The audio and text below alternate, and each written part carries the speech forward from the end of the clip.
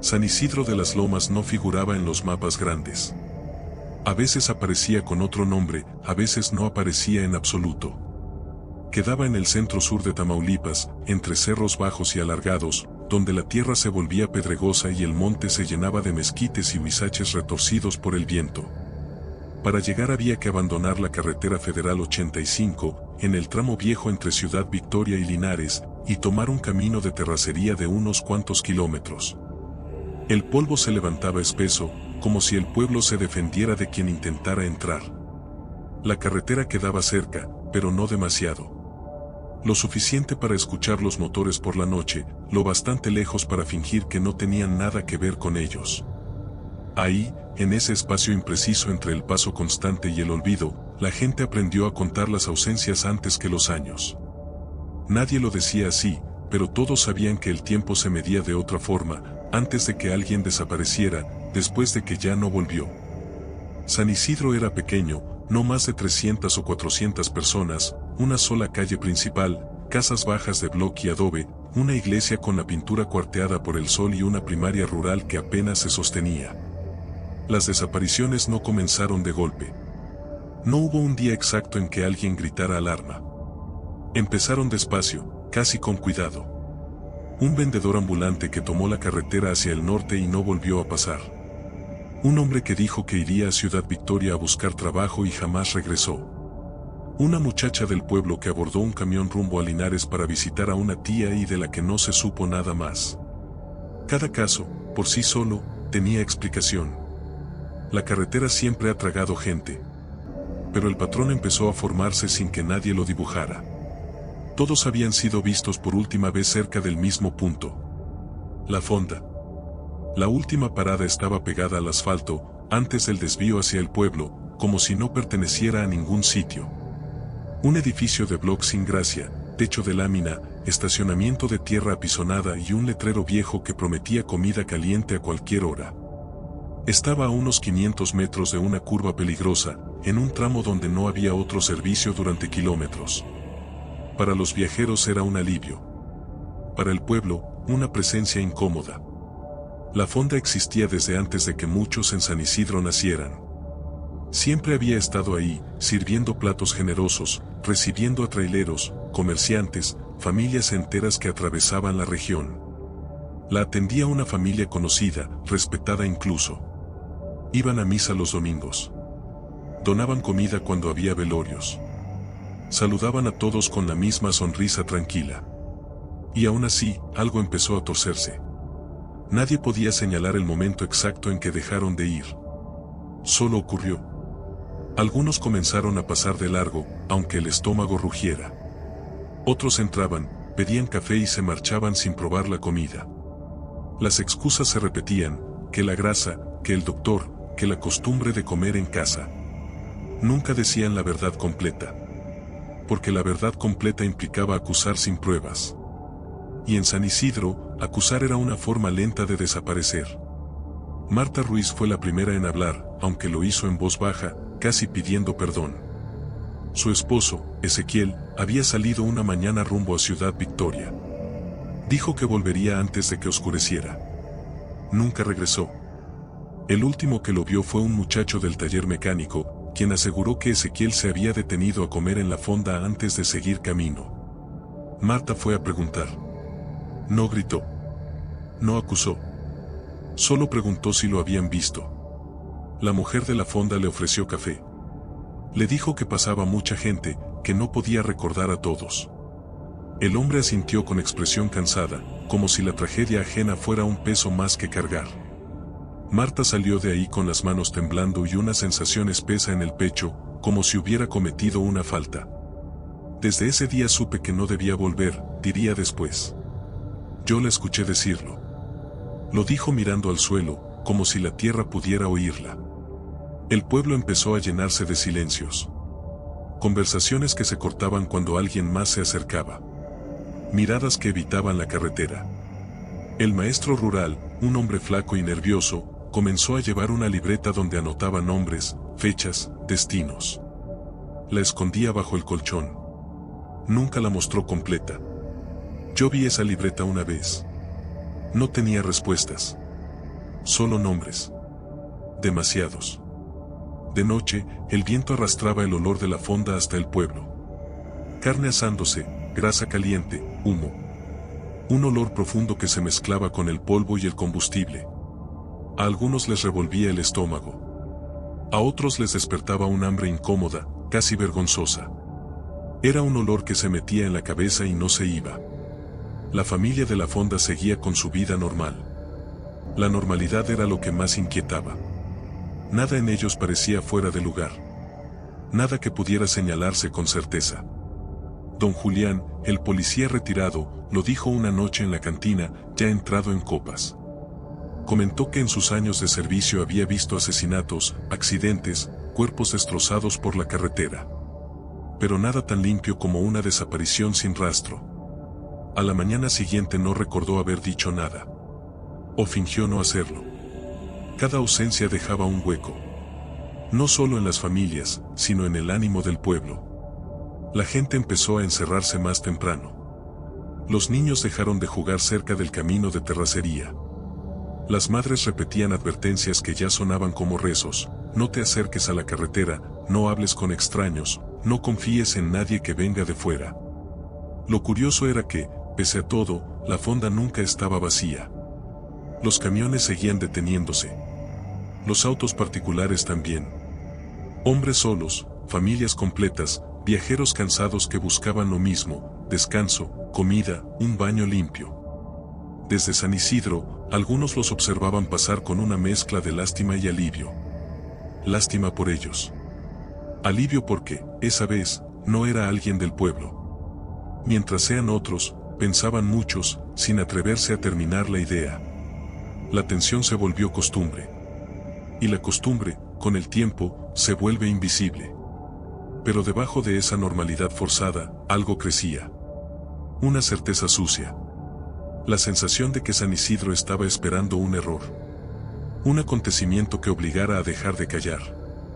Ese error llegó un mediodía de calor aplastante, cuando un automóvil desconocido tomó la desviación hacia la fonda, levantando una nube de polvo visible desde el pueblo. Y esta vez, no venía alguien solo. Venía una familia. Desde San Isidro de las Lomas se veía poco de la fonda. Apenas una franja del techo de lámina cuando el sol caía en cierto ángulo, una mancha clara entre el monte bajo y la línea gris de la carretera. No hacía falta verla completa para saber que estaba ahí. Bastaba con el olor. Bastaba con el ruido lejano de los camiones frenando. Bastaba con la certeza incómoda de que, ocurriera lo que ocurriera en el pueblo, la fonda seguía funcionando como siempre. La familia que la atendía era conocida por todos. No por su nombre completo, sino como se conoce a la gente que siempre ha estado ahí: el señor de la fonda, la señora, los muchachos. Nadie recordaba cuándo habían llegado. Simplemente habían estado desde siempre, como la carretera misma. El padre era un hombre de voz baja y movimientos lentos. Tenía las manos grandes, curtidas, y un bigote siempre bien recortado. Había trabajado años atrás en el ferrocarril, o eso decía, y contaba historias breves, sin adornos, cuando alguien le preguntaba. No bebía. No levantaba la voz. La gente confiaba en él por pura inercia. La madre era quien cocinaba. Una mujer de sonrisa constante, de esas que no parecen fingidas, pero tampoco dejan ver nada detrás. Se sabía los nombres de muchos en el pueblo, preguntaba por los enfermos, mandaba comida cuando alguien moría. En San Isidro, ese tipo de gestos no se olvidan. Los hijos ayudaban en silencio. El mayor servía las mesas, limpiaba, cargaba cajas. Miraba poco a los ojos. La menor casi no se veía, a veces pasaba rápido de la cocina al cuarto trasero, como una sombra. Para el pueblo, la fonda era una contradicción. Nadie quería hablar mal de quienes les habían dado de comer en los peores momentos. Durante una sequía especialmente dura, habían regalado platos completos a quienes no podían pagar. En más de una ocasión, la carne de la fonda fue lo único caliente que algunas familias probaron en días. Nos han ayudado, decían muchos, como si esa frase cerrara cualquier discusión. Pero la ayuda también crea deudas. Y las deudas pesan. El maestro rural lo entendía bien. Llevaba años en San Isidro, lo suficiente para distinguir el agradecimiento del miedo. Cuando preguntaba por las desapariciones, las respuestas siempre regresaban al mismo punto muerto. Nadie acusaba directamente. Nadie defendía con fuerza. Solo repetían que la carretera era peligrosa, que la gente se va y no vuelve, que así es la vida. Sin embargo, cuando mencionaba la fonda, las miradas cambiaban. Algunos bajaban la voz. Otros se encogían de hombros. Unos pocos se molestaban. «¿Qué insinúa, maestro?», le dijeron una vez. Él no respondió. Aprendió a notar y callar. Yo recuerdo la primera vez que dejé de comer ahí. Fue sin pensarlo demasiado. Pasé frente a la fonda, vi los autos estacionados, olí la comida, y algo en el estómago se me cerró. No fue asco. Fue otra cosa. Una sensación de estar en el lugar equivocado. No fui el único. En el pueblo comenzó a formarse una división silenciosa. Los que seguían comiendo ahí y los que no. No había discusiones abiertas, pero sí miradas largas. Los primeros decían que los demás exageraban, que el miedo se contagia. Los segundos respondían con evasivas, como si no supieran explicar exactamente qué los alejaba. El carnicero del pueblo era uno de los que seguían comprando carne a la fonda. Decía que era más barata, que venía ya preparada, que no había que hacer preguntas. A veces, sin embargo, se le veía nervioso. Como si supiera algo que prefería no pensar demasiado. Había también un médico retirado, venido de otro estado, que firmaba certificados cuando alguien moría sin causa clara. Nunca se metía en problemas. Nunca pedía explicaciones. Era otro engrane pequeño, casi invisible. Las sospechas no eran pruebas. Y sin pruebas, el miedo se quedaba atrapado en el cuerpo. Una tarde, el maestro encontró algo enterrado cerca del camino de terracería. No era un cuerpo. Solo un pedazo de ropa, quemado en los bordes. Lo reconoció. Pertenecía a un comerciante que había desaparecido meses atrás. El maestro lo enterró de nuevo. No lo llevó a nadie. Esa noche escribió más nombres en su libreta. La fonda, mientras tanto, seguía recibiendo gente. Los viajeros hablaban bien del lugar. Decían que la comida era excelente, que la carne tenía un sabor distinto, especial. Algunos incluso se desviaban a propósito para comer ahí. Esos comentarios llegaban al pueblo como un eco torcido. A algunos les provocaban rabia. A otros, vergüenza. Si supieran, pensaban. Pero nadie completaba la frase. Había quienes decían que exageraban, que el miedo los estaba volviendo locos. Que la fonda era solo una fonda. Una familia trabajadora. Nada más. Y aún así, por las noches, nadie se acercaba demasiado a la carretera. Nadie miraba hacia las luces lejanas sin sentir un nudo en el estómago. Nadie olvidaba del todo los nombres de quienes ya no estaban. La fonda alimentaba al pueblo. Con comida. Con silencios. Con una calma forzada que se parecía demasiado a la resignación. Y mientras San Isidro aprendía a vivir con esa contradicción, algo inevitable avanzaba por la carretera. Algo ajeno al peso de los rumores, a la historia no escrita del lugar. Un automóvil con placas de otro estado, cargado con maletas, niños dormidos y la confianza ingenua de quienes creen que el peligro siempre les ocurre a otros, se acercaba lentamente a la última parada. El pueblo aún no lo sabía, pero esa llegada iba a romper el equilibrio frágil que los había mantenido en silencio durante tanto tiempo. En San Isidro de las Lomas, las sospechas no se formulaban como preguntas. Se acumulaban. Se pegaban a la piel como el sudor en los meses de calor. Nadie despertaba una mañana pensando que algo terrible ocurría en la fonda. Era más bien una certeza lenta, una incomodidad que crecía con cada ausencia nueva y con cada silencio repetido. El pueblo no ignoraba las desapariciones. Las contaba. Las recordaba. Las acomodaba en la memoria colectiva como se acomodan las cosas que no pueden resolverse. Cada familia tenía su propia versión, su propia explicación incompleta. Algunos decían que la gente se iba al norte. Otros hablaban de asaltos en la carretera. Unos pocos mencionaban, apenas, la mala suerte. pero cuando alguien preguntaba por última vez dónde habían sido vistos, la respuesta casi siempre llevaba al mismo punto. La fonda. No era una acusación. Era un dato incómodo. El maestro rural empezó a notar algo más.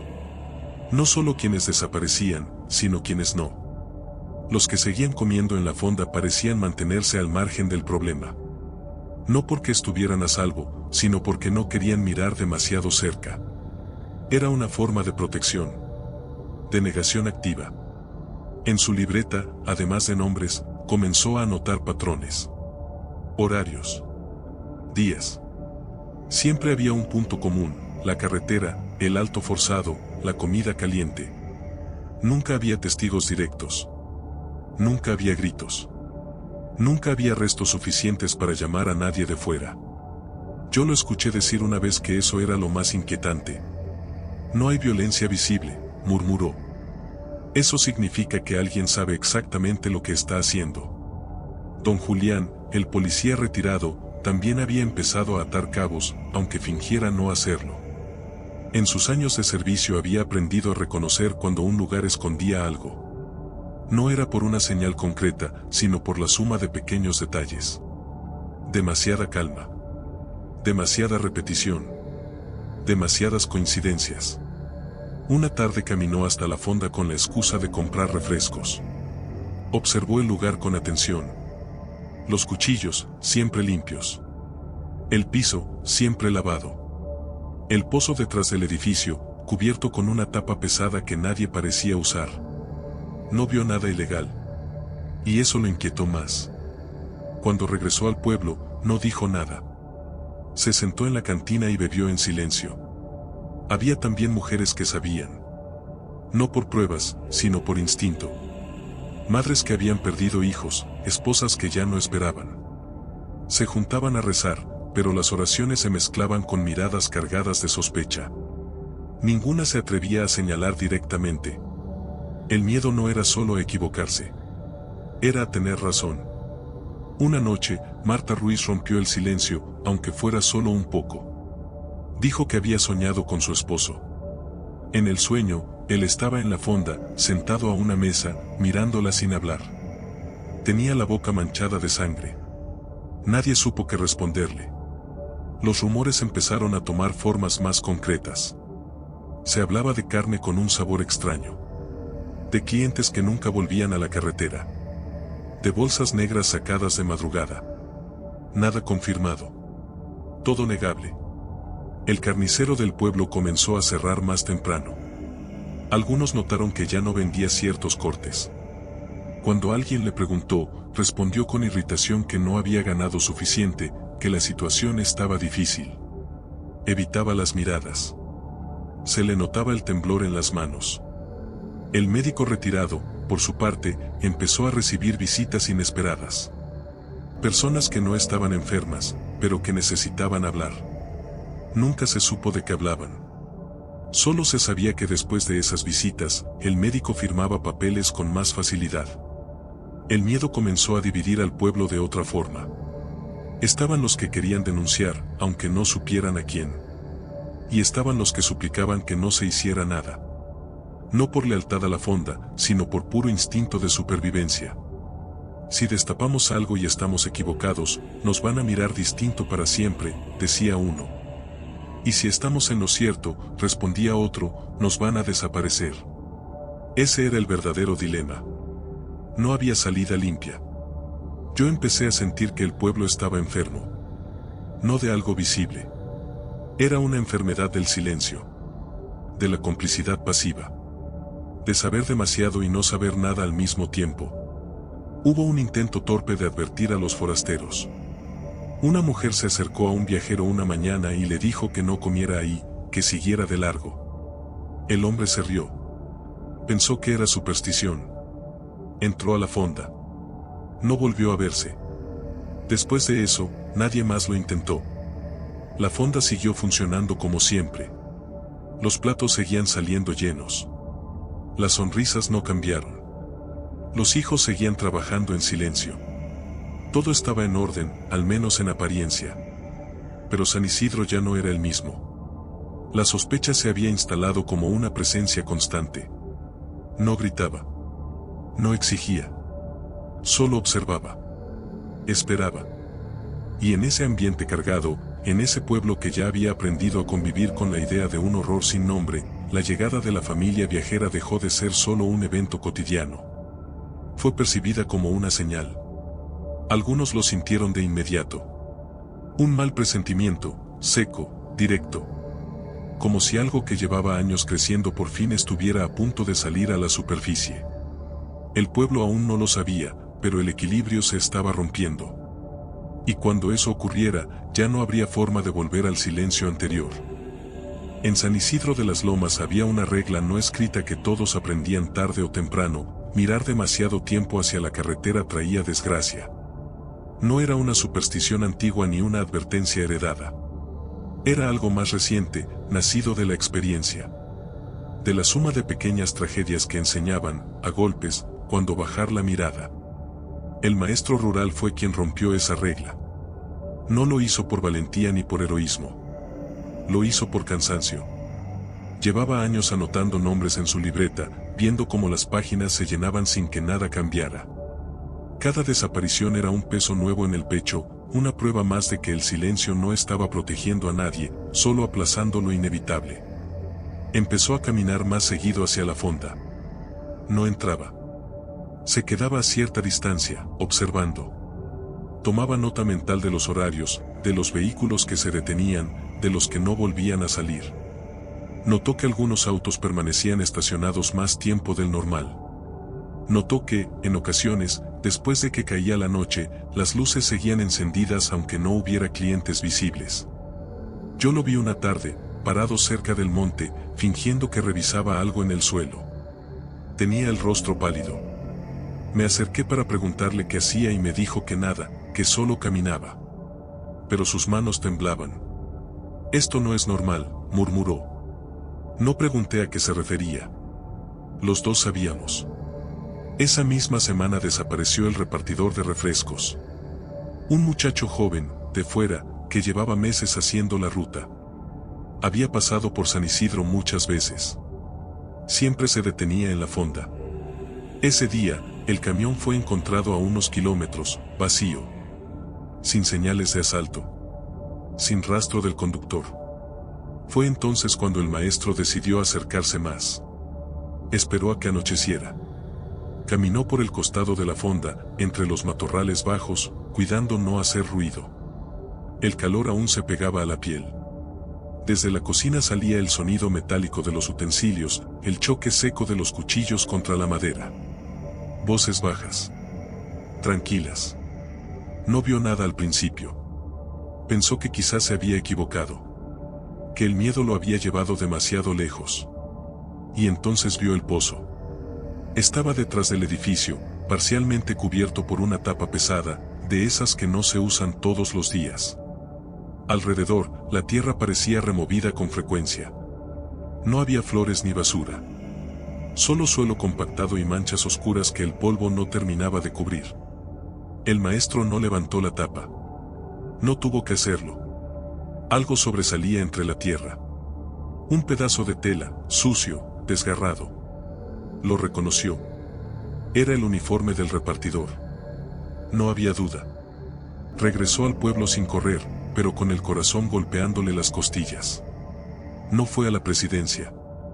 No fue a la policía. Fue a su casa. Escribió en la libreta con manos torpes. Agregó un nombre más. A la mañana siguiente, no se presentó a la escuela. Dijeron que había salido temprano, rumbo a Ciudad Victoria, para hacer un trámite.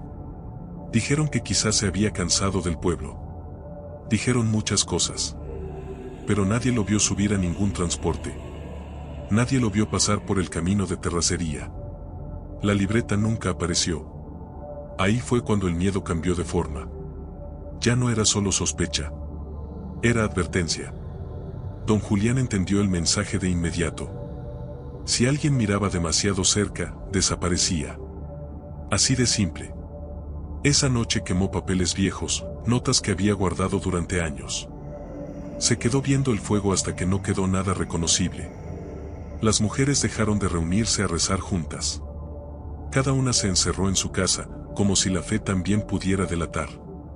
El carnicero comenzó a beber más. El médico retirado evitaba salir. El pueblo entero retrocedió un paso. Y sin embargo, algo había cambiado para siempre. La desaparición del maestro no fue limpia. Fue demasiado cercana. Demasiado evidente. Aunque nadie lo dijera en voz alta, todos sabían que había cruzado una línea invisible. Se pasó de curioso, murmuraban algunos. Quiso hacerse el valiente, decían otros. Yo pensé algo distinto. Pensé que había querido detenerlo.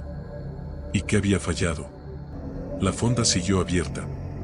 Como si nada. Los mismos horarios. La misma comida. La misma calma espesa. Pero ahora, cada vez que alguien del pueblo pasaba cerca, sentía el peso de lo que no debía verse. Fue en ese ambiente, cargado de miedo renovado y culpa colectiva, cuando la familia viajera entró de lleno en la historia de San Isidro. El automóvil seguía estacionado frente a la fonda.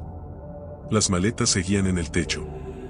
Los niños corrían un poco antes de que el padre los llamara al orden. La madre miraba alrededor con curiosidad, sin notar las miradas que, desde lejos, los seguían con una mezcla de pena y temor. Para el pueblo, ellos ya no eran solo forasteros. Eran la prueba de que el horror no había terminado. Solo estaba esperando a que alguien más cometiera el error de mirar demasiado cerca. El automóvil llevaba horas recorriendo la carretera bajo un sol implacable. El padre conducía con la paciencia tensa de quien quiere llegar antes de que anochezca, pero ya empieza a aceptar que no será posible. El motor había comenzado a hacer un ruido irregular kilómetros atrás, una vibración seca que se colaba por el volante y subía por los brazos. No era una falla grave, todavía, pero bastaba para sembrar la inquietud. Cuando vieron la fonda, ninguno dudó. El letrero prometía comida caliente. El estacionamiento estaba ocupado por otros vehículos. Había movimiento. Vida. Para una familia cansada, eso era suficiente. Se detuvieron sin saber que, desde el pueblo, alguien los estaba observando. El lugar les pareció normal. Demasiado normal. Mesas limpias, ventiladores girando con esfuerzo, olor a guiso recién hecho. La mujer que los recibió sonrió con naturalidad, como si los hubiera estado esperando. Les indicó una mesa junto a la pared. El padre pidió carne. No preguntó de qué tipo. Nadie lo hacía. Los niños miraban alrededor con curiosidad, señalando detalles pequeños, una mosca atrapada en el foco, una grieta en la pared, un hombre sentado solo que comía en silencio. La madre intentó no mostrar su cansancio. Agradeció la jarra de agua como si fuera un regalo. Desde la cocina llegaban sonidos constantes. El golpe rítmico de los cuchillos. El chisporroteo del aceite. Nada fuera de lugar. La comida llegó rápido. La carne era oscura, bien cocida por fuera, jugosa por dentro. El primer bocado sorprendió al padre. El segundo lo convenció. Era suave, con un sabor profundo, difícil de describir. No se parecía a la carne de res que solían comer en casa. Tenía algo más. Algo que se quedaba en la boca. Está muy buena, dijo, sin pensar. La madre asintió. Los niños comieron sin quejarse. Nadie notó las miradas discretas desde la cocina.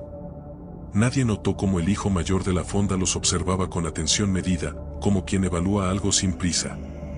En el pueblo, algunos comenzaron a inquietarse. Una mujer, al ver el auto detenido frente a la fonda durante tanto tiempo, sintió un nudo en el estómago. Pensó en decir algo. En acercarse. No lo hizo. Nadie lo hacía ya. Yo los vi entrar. Pensé que se irían pronto. Pensé que, con suerte, solo comerían y seguirían su camino. Después de comer, el padre pidió usar el teléfono. La mujer de la fonda negó con suavidad. Dijo que no funcionaba. Siempre decía lo mismo. El padre preguntó por un mecánico. Le indicaron el camino de terracería hacia el pueblo. Lo dijeron con una precisión aprendida. El motor no sonaba bien cuando intentaron arrancar. Tuvieron que empujar entre todos. El auto avanzó a trompicones hasta que, finalmente, encendió. La familia se alejó levantando polvo. Desde la fonda, el hijo mayor lo siguió con la mirada hasta que desaparecieron en la curva. En el pueblo, la llegada del automóvil causó una inquietud inmediata. No porque fuera raro ver forasteros, sino porque el momento no era bueno. Nada era buen momento ya. El padre de la familia bajó del auto para preguntar por el mecánico. Lo enviaron a una casa cercana. Mientras caminaba, notó las miradas. No eran hostiles. Eran esquivas. Como si todos supieran algo que él no. La madre se quedó en el auto con los niños. Sintió un malestar repentino. Náuseas leves. Un cansancio que no correspondía al viaje. Pensó que era el calor. El mecánico revisó el motor con rapidez. Dijo que había una falla menor, pero que necesitaba una pieza que no tenía. Podría conseguirla al día siguiente. La familia tendría que pasar la noche. Ahí fue cuando algo se rompió. El padre miró alrededor. El pueblo parecía tranquilo, demasiado. No había ruido. No había niños jugando. Solo el viento y el polvo. Preguntó si había un hotel. El mecánico negó con la cabeza. Sugirió que volvieran a la fonda, que ahí podían quedarse. En ese momento, una mujer se acercó a la madre. No la miró directamente. Le habló en voz baja. No coman ahí otra vez, dijo. Nada más. La madre quiso preguntar. La mujer ya se había ido. Esa noche, mientras la familia se preparaba para regresar a la fonda, el malestar aumentó. Uno de los niños vomitó. El olor de la carne parecía seguirlos, impregnado en la ropa, en el aire. Yo los vi pasar de nuevo, rumbo a la carretera. Supe que ya no era solo cosa del pueblo. El horror había encontrado nuevos cuerpos. Y esta vez, no iba a quedarse en silencio. La noche cayó sin anunciarse. No hubo un atardecer largo ni colores suaves en el cielo. El calor simplemente cedió un poco y la oscuridad ocupó su lugar, espesa, silenciosa. La carretera siguió escuchándose a lo lejos, pero ahora cada motor parecía más cercano, más lento, como si pasara observando. La familia regresó a la fonda porque no tenía otra opción. El auto quedó estacionado junto a los demás, aunque a esa hora ya eran menos. 2 camiones, un sedán viejo, nada más. Las luces del lugar seguían encendidas, demasiado blancas contra la negrura del monte. Desde el interior salía el mismo olor de antes, pero ahora resultaba distinto. Más pesado. Más invasivo. Apenas entraron, la madre sintió que algo se le revolvía en el estómago. No era hambre. Era rechazo. Una sensación física, primaria, como si su cuerpo estuviera reaccionando antes de que la mente pudiera entender por qué. ¿Te sientes bien?, le preguntó el padre. Ella sintió. Mintió sin pensarlo. No quería preocupar a los niños. El menor seguía pálido. Apenas habló. Se sentó en la banca y apoyó la cabeza contra la pared. El mayor, en cambio, no dejaba de mirar hacia la cocina. Había algo en los sonidos que le incomodaba. El ritmo constante de los cuchillos. Demasiado regular. Demasiado cuidadoso. Pidieron café. Nadie mencionó la cena. La mujer de la fonda los atendió como si fueran viejos conocidos. Preguntó por el viaje, por el calor, por los niños. Su voz era suave. Tranquilizadora. La madre sintió una culpa inexplicable por desconfiar de alguien así. Desde la cocina, el hijo mayor observaba en silencio. Yo estaba despierto esa noche. No podía dormir. Algo me decía que no debía. Desde mi casa se alcanzaba a ver el resplandor lejano de la fonda. Una luz fija, como un ojo abierto. Pensé en el maestro. En su libreta. En lo que había visto. Pensé que quizá esa familia solo dormiría ahí y seguiría su camino al amanecer. Pensé muchas cosas inútiles. El padre preguntó si podían quedarse a pasar la noche. La respuesta fue inmediata. Había un cuarto atrás. No era lujoso, pero servía. Siempre servía. El cuarto olía a humedad y a algo más difícil de identificar. Los niños se acostaron rápido. El cansancio pudo más que el miedo. La madre, en cambio, no lograba conciliar el sueño. Sentía el estómago arder. Cada vez que cerraba los ojos, el sabor de la carne regresaba, espeso, metálico. Pensó en la advertencia de la mujer. No coman ahí otra vez. Se levantó con cuidado para no despertar a nadie. Salió al pasillo. La fonda estaba en silencio, pero la cocina seguía iluminada. Escuchó voces bajas. Pasos. El choque apagado de algo pesado contra el suelo. Se acercó un poco más. No vio nada al principio. Solo sombras moviéndose detrás de la puerta entreabierta. El olor era más fuerte ahí. No a comida. A algo crudo. Dulzón. Le subió la náusea de golpe. Regresó al cuarto con el corazón acelerado. No es nada, se dijo. Estoy sugestionada. Pero el cuerpo no le creyó. El padre también estaba despierto. Lo supo por la forma en que respiraba. Cuando ella le habló, lo hizo en voz baja, casi sin mover los labios. Le dijo que algo no estaba bien. Que el olor, que el ruido, que el niño seguía mal. Él quiso tranquilizarla. Dijo que solo era cansancio. Que al amanecer buscarían ayuda. Pero incluso mientras hablaba, miraba la puerta con atención excesiva. Horas después, un grito seco rompió la noche. No fue fuerte. No fue prolongado. Fue un sonido ahogado, cortado de golpe, como si alguien hubiera intentado gritar y no lo hubiera logrado. El padre se levantó de inmediato. No salgas, le dijo ella. Pero él ya estaba de pie.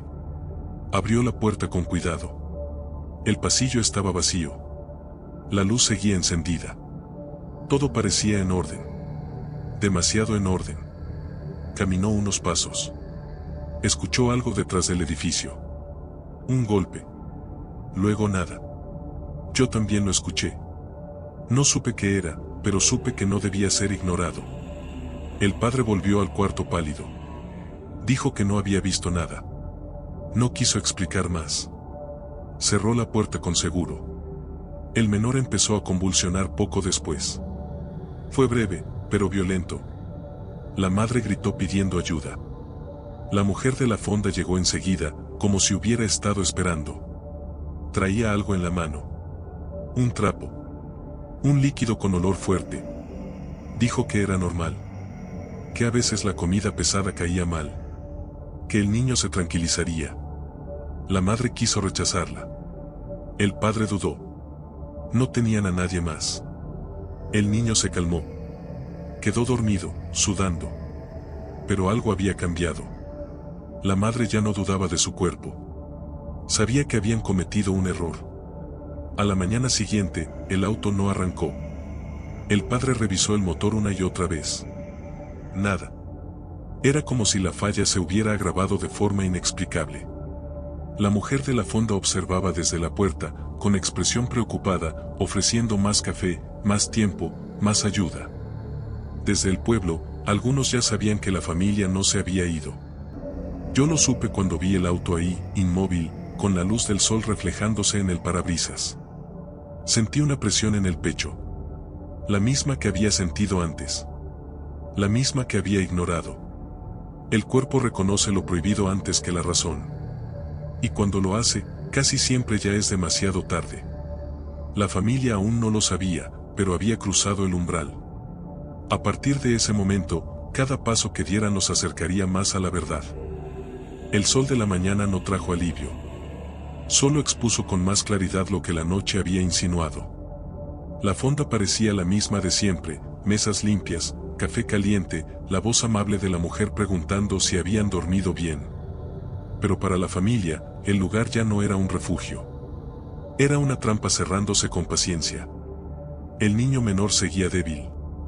No volvió a convulsionar, pero tenía la piel fría y los labios secos. La madre no se separaba de él. Cada tanto le tocaba la frente, como si así pudiera asegurarse de que seguía ahí. El padre intentó una vez más con el motor. Nada. El sonido era hueco, inútil. Déjenos ayudarles, dijo el hombre de la fonda. Lo dijo con sinceridad aparente. Eso era lo peor. Ofrecieron desayuno. La madre lo rechazó de inmediato. El padre aceptó café, solo café, como si el líquido pudiera mantener una normalidad que ya no existía. Mientras bebía, notó algo que antes había pasado por alto: las manos del hombre. Grandes. Fuertes. Demasiado limpias para alguien que trabajaba con carne todo el día. Pidió usar el baño exterior. Le indicaron el camino, rodeando el edificio. Ahí fue donde todo terminó de romperse. Detrás de la fonda, el terreno descendía ligeramente. El monte crecía bajo, ralo. El aire olía distinto. No a comida. A tierra removida. A humedad vieja. El padre caminó unos pasos más de los necesarios, sin saber por qué. Fue entonces cuando lo vio. El pozo. No estaba oculto, pero tampoco era evidente. Una estructura vieja, de bordes gastados, cubierta con una tapa pesada que no parecía haberse movido en mucho tiempo. A su alrededor, la tierra estaba compactada, pero no muerta. Había marcas. Hundimientos leves. Señales de uso. El padre se acercó con el corazón golpeándole en la garganta. Apoyó las manos en la tapa. Dudó. Pensó en su hijo. En la advertencia. En la sensación persistente desde el primer bocado. Empujó. El olor salió primero. No fue inmediato ni violento. Fue lento, espeso, como si algo respirara desde el fondo. El padre retrocedió con una arcada seca. Se obligó a mirar. No vio un cuerpo completo. No vio nada que pudiera reconocerse de inmediato. Vio fragmentos. Huesos largos, blanqueados de forma irregular. Pedazos de ropa enredados entre sí. Algo que había sido una mano. Todo dispuesto sin cuidado, como desperdicio. Cerró el pozo de golpe. Se quedó ahí, temblando, con la certeza absoluta de que ya no había dudas. De que todo lo que el cuerpo había rechazado, todo lo que el pueblo había callado, estaba concentrado en ese agujero. Regresó al interior con pasos torpes. Buscó a su esposa. La tomó del brazo y la llevó a un rincón, lejos de los oídos atentos. No es carne de animal, dijo. No necesitó decir más. Ella palideció. El recuerdo del sabor regresó con violencia. Sintió que algo se le quebraba por dentro. Pensó en los niños. Pensó en sí misma. Pensó en el pueblo que había callado. Yo los vi salir por la puerta trasera, con el rostro descompuesto. Supe que habían visto lo que no debían. Supe que ya no habría marcha atrás. Intentaron irse de inmediato. Empacaron lo poco que tenían. El padre insistió con el auto una vez más. El motor respondió con un sonido muerto. Fue entonces cuando el hijo mayor de la fonda se acercó. No sonreía. Es peligroso quedarse varados, dijo. Su voz era tranquila. Demasiado. Detrás de él, el padre y la madre observaban. No había sorpresa en sus rostros. No había prisa. Solo tensión. La madre de la familia sintió algo que no había sentido antes, no miedo, sino comprensión. Entendió que no habían descubierto un secreto reciente. Habían entrado en algo que llevaba años funcionando. Que había sobrevivido gracias al silencio, a la necesidad, a la cobardía ajena. Tenemos que ir al pueblo, dijo el padre. El hombre de la fonda asintió. Claro, respondió. Ahí podrán descansar. Fue entonces cuando ella lo supo. No iban a dejarlos ir. Desde el pueblo, algunos ya se habían dado cuenta de que algo se movía. De que la calma forzada estaba a punto de romperse. Había miradas desde las ventanas. Pasos que se detenían. Gente que fingía no ver. Yo sentí una urgencia que no había sentido antes. El deseo absurdo de gritarles que corrieran. De decirles que no confiaran en nadie. No lo hice. Nadie lo hizo. La verdad ya había salido del pozo. Y una vez que eso ocurre, el horror deja de ser rumor. Se vuelve acción. El camino de terracería parecía más largo de lo que realmente era. El auto avanzaba despacio, forzado, como si cada metro fuera una concesión. El padre manejaba con los hombros tensos. La madre no soltaba al niño menor. El mayor miraba por la ventana, contando casas, buscando rostros. Algo en la forma en que la gente los observaba le hizo entender que no estaban llegando a un lugar neutral. No había sorpresa en esas miradas. Había expectativa. Algunos fingían no verlos. Otros se quedaban quietos, apoyados en puertas o postes, siguiendo el movimiento del auto hasta que desaparecía de su campo de visión. Nadie sonreía. Nadie se acercaba de inmediato. El padre estacionó frente a la tienda. Apagó el motor, más por instinto que por necesidad. Bajó del auto y preguntó por ayuda. Su voz sonó extraña incluso para él, como si viniera de alguien más. El tendero lo escuchó sin interrumpirlo. Asintió un par de veces. Luego miró hacia la calle. No respondió enseguida. Espere, dijo al final. Ahorita vemos. Ese vemos no incluía a todos. La noticia corrió rápido, aunque nadie la gritó. Pasos discretos. Puertas que se abrían apenas. Murmullos que no llegaban a ser palabras completas. La familia sintió el peso de esa atención fragmentada, como si estuvieran parados en medio de algo que llevaba tiempo acumulándose. Una mujer se acercó a la madre. Era la misma que le había advertido la noche anterior. Esta vez sí la miró a los ojos. ¿Vieron algo?, preguntó. La madre dudó solo un segundo. Asintió. La mujer cerró los ojos, como si confirmara algo que ya sabía. Le tomó la mano con fuerza. No debieron, murmuró. Pero ya no importa. No todos reaccionaron igual. Un hombre joven, primo lejano de alguien que había desaparecido años atrás, empezó a gritar que por fin se decía la verdad. Que él siempre lo supo. Que no era justo. Otro lo cayó de un golpe seco en el pecho. No hubo pelea abierta, pero el gesto bastó para dividirlos. Yo estaba ahí. Sentí como el aire se volvía pesado. Como antes de una tormenta. El padre pidió hablar con alguien que pudiera ayudarlos a salir, con una autoridad, con quien fuera. Le dijeron que el policía retirado sabía cosas. Lo buscaron. No estaba. La casa cerrada. Las ventanas oscuras. Alguien mencionó al médico. Tampoco apareció. La madre empezó a entender que el problema no era solo la fonda. Era todo lo que la rodeaba. Las pequeñas complicidades. Los silencios convenientes. Las veces que alguien eligió no preguntar. Tenemos que irnos, dijo. Ya, insistió. Un grupo pequeño se reunió a cierta distancia. No eran muchos. 3 hombres, 2 mujeres. Los mismos que habían dejado de comer en la fonda desde hacía tiempo.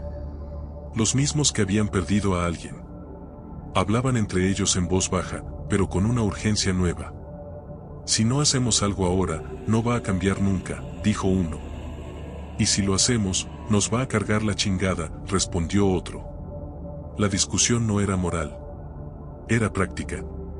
Mientras tanto, desde la carretera, una camioneta conocida apareció levantando polvo. La de la fonda. Se detuvo a unos metros. El hombre y la mujer bajaron despacio.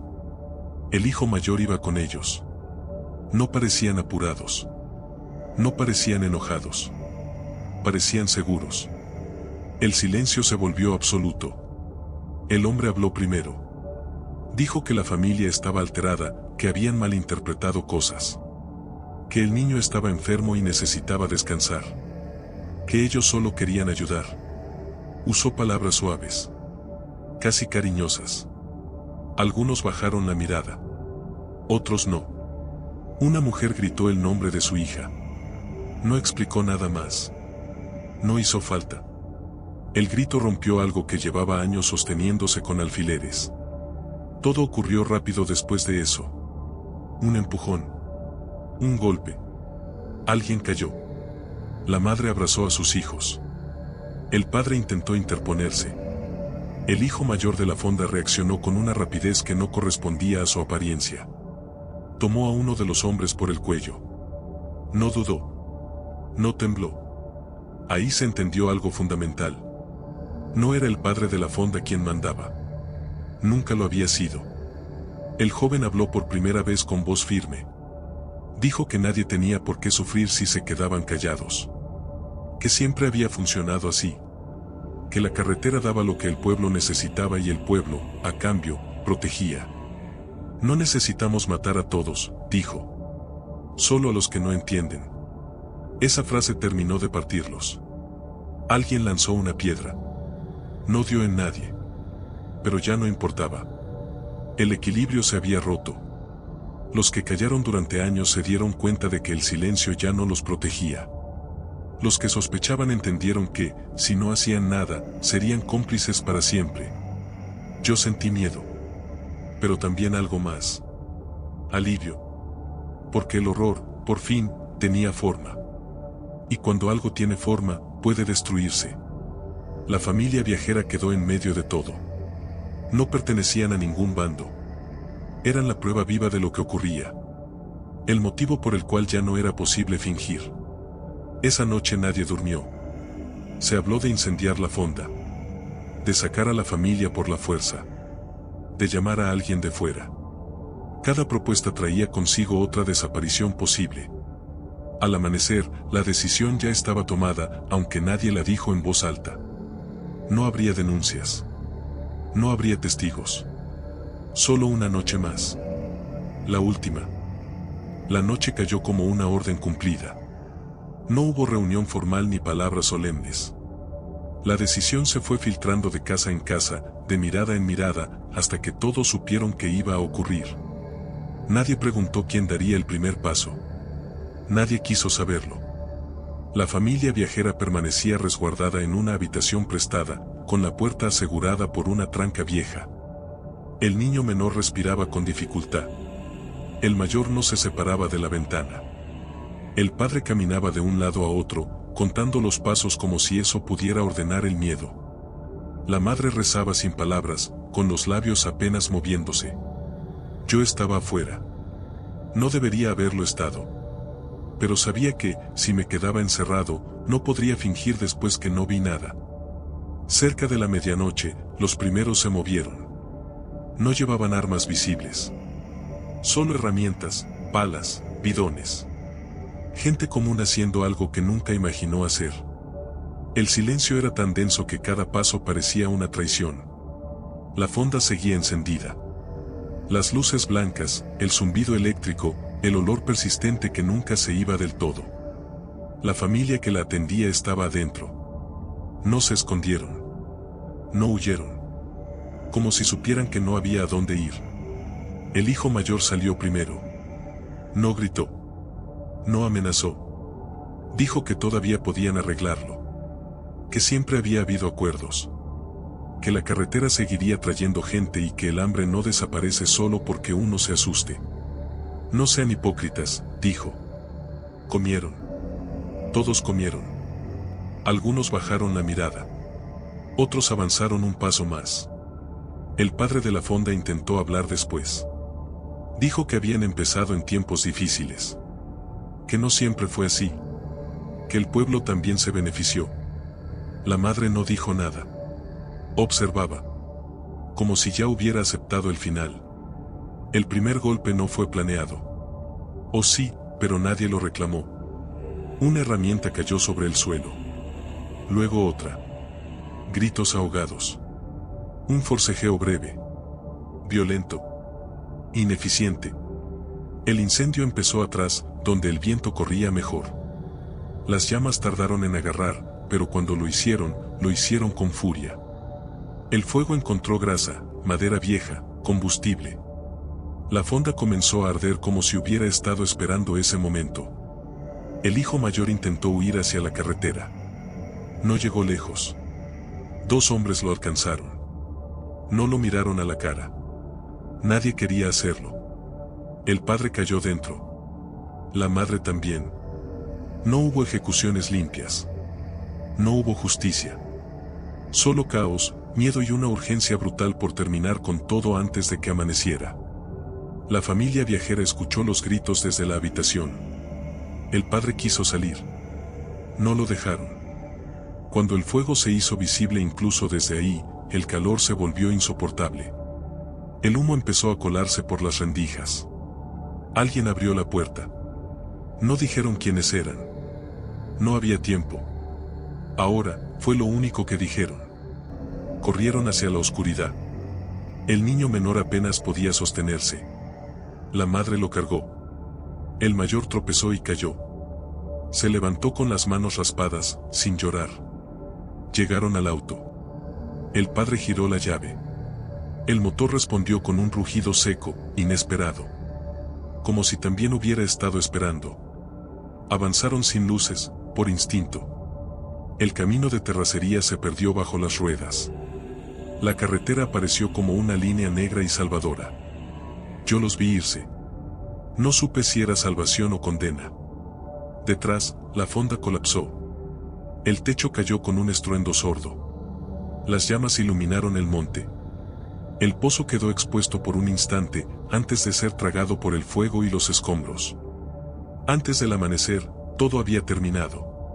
O eso creímos. Porque cuando el humo empezó a disiparse, alguien notó que faltaban cuerpos. No todos. Pero sí los suficientes. Y entonces, por primera vez, el miedo no venía de la fonda. Venía de la carretera. El amanecer encontró al lugar cubierto por una quietud antinatural. El humo se elevaba en columnas delgadas que el viento deshacía con paciencia. Donde había estado la fonda solo quedaban restos negros, vigas vencidas, metal retorcido y un olor que no se iba. El pozo, hundido bajo escombros y ceniza, parecía una herida cerrada a la fuerza. Nadie habló durante horas. Los que habían estado ahí regresaron a sus casas sin mirarse. Se lavaron las manos hasta enrojecer la piel. Quemaron ropa. Enterraron herramientas. Cada uno se llevó una parte del peso, como si repartirlo lo hiciera más llevadero. No lo hizo. Alguien dijo que había que avisar a las autoridades. Alguien más respondió que ya era tarde. Tenía razón. Cuando llegaron los federales, 2 días después, no encontraron una escena clara. El fuego había hecho su trabajo. No hubo cuerpos completos. No hubo registros. No hubo denuncias formales. El informe habló de un incendio accidental en un establecimiento abandonado. La carretera siguió abierta. El médico firmó actas ambiguas. El carnicero cerró para siempre. El policía retirado nunca volvió a aparecer. Algunas casas quedaron vacías en cuestión de semanas. Otras se llenaron de un silencio nuevo, más espeso. La familia viajera no fue encontrada. No hubo reporte de accidente. No hubo hospital que los recibiera. No hubo llamadas. Para cualquiera que buscara después, no existieron. El auto nunca fue localizado. Ni en la carretera, ni en el monte, ni en los pueblos cercanos. Yo quise creer que se habían salvado. Necesitaba creerlo. Pero con el tiempo entendí que la salvación no siempre deja rastro. Años después, alguien intentó preguntar. Un investigador joven, demasiado correcto, llegó con papeles y preguntas mal formuladas. Le hablaron de sequías, de migración, de asaltos en caminos viejos. Le mostraron un terreno quemado cubierto de maleza. No encontró nada. Se fue con la sensación de haber llegado tarde a una historia que ya no quería ser contada. La carretera siguió cobrando ausencias. En otros tramos. En otros nombres. Nada volvió a concentrarse ahí. El lugar se fue borrando solo. Donde estuvo la fonda creció monte bajo. El letrero desapareció. La curva siguió siendo peligrosa. Los motores siguieron pasando de noche. Nadie volvió a detenerse en ese punto. No porque hubiera señalamientos, sino porque algo en el aire lo desaconsejaba. Yo sigo aquí. No escribí nombres esta vez. No llevé libreta. Aprendí lo que pasa cuando uno mira demasiado cerca. Aprendí también que hay verdades que solo existen mientras alguien las recuerda. Esto no puede verificarse. No debe. Porque lo que ocurrió no fue un crimen aislado ni una leyenda de carretera. Fue un acuerdo roto. Un silencio que se cansó. Un horror cotidiano sostenido por gente común hasta que dejó de sostenerse. Si alguien pregunta hoy, dirán que nunca hubo nada ahí. Que siempre fue un tramo vacío. Que la fonda es un invento. Y tal vez tengan razón. Hay cosas que, para que el mundo siga funcionando, tienen que enterrarse completas. Con ceniza. Con miedo. Con todos nosotros mirando hacia otro lado. La carretera, al final, no recuerda a nadie.